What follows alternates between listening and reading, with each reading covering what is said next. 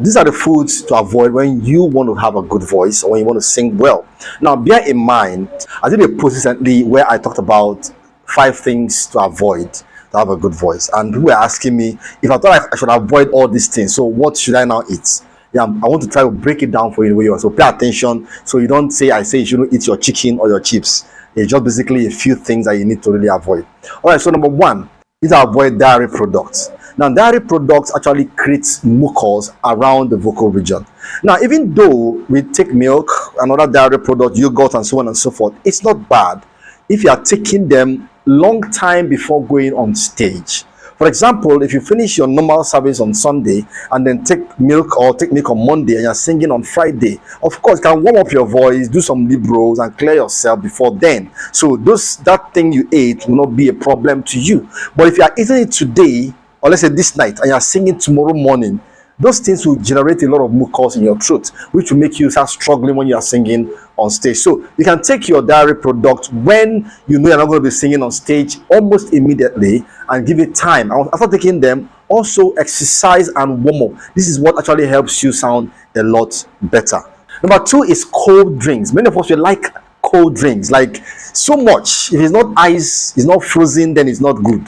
That's bad. You see, one of the things that this thing does to your throat is that it constricts your vocal cords. Now, bear in mind that your cords are very, very flexible. In fact, they are so flexible that the day you see your vocal cord, be like, wow, is that how flexible this thing is? But it does a lot of work. Talking, coughing, sneezing, singing, everything has to do with sound has to do with your vocal cords. So it is not good for you to constrict it by using cold substances around there. And when you do that, it actually makes you not to sing well. Of course, if you take cold water today and then sing next 2 days or next day, it may not show so much. But taking cold water and going to stage immediately, you are destroying your vocal cords. In fact, irredeemably. So it's not good for you to take cold water. Like most of us in the choir, we are taking cold Coke and we are singing the next few minutes. You're actually sentencing your vocal cords to permanent destruction.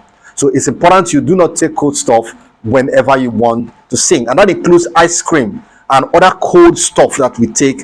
We want to just enjoy cold stuff. Fried and greasy food, or called fatty food, these are foods that actually create a lot of greasiness in your throat, and they are very hard to digest. All right, and then eventually they also cause what we call acid reflux because they didn't digest well, so they create acid reflux, which is very, very corrosive to the vocal cords. Why? Because it peels out your mucosal region of your voice and make you sound permanently bad. So you see, taking some of those things at the wrong time, when they don't digest properly, then you go to bed, they can cause that acid reflux that generates irritation in your throat. So you need to avoid fatty food like all this burger, chin chin, egg rolls, meat pies. All these things they contribute to you having a very, very bad voice when they don't digest properly and then create acid reflux for your voice.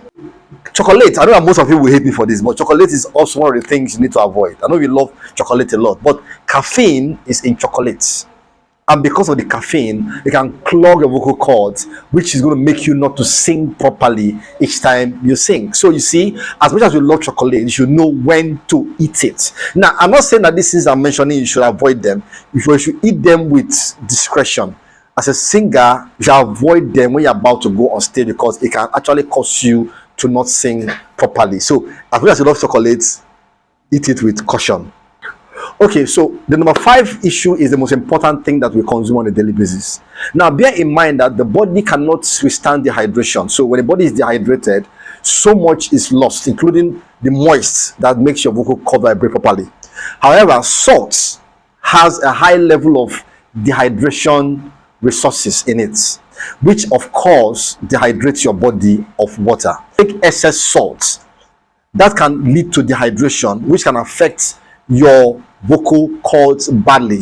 So if you are eating salt, eat with moderation. Some of us, we like to eat a lot of salt. There's salt in our rice, there's salt in our beans, there's salt even in our water, and that's not a very, very good thing. So instead of taking salt all the time, be hydrated by taking water. Water will really help you hydrate your voice. And if you do take salt throughout that day, take water consistently, because water will always hydrate you and keep you ready to sing at every instant. So all these things I mentioned now are things to avoid as a singer. I don't mean you shouldn't take them, but take them with wisdom to avoid causing problem for yourself on stage.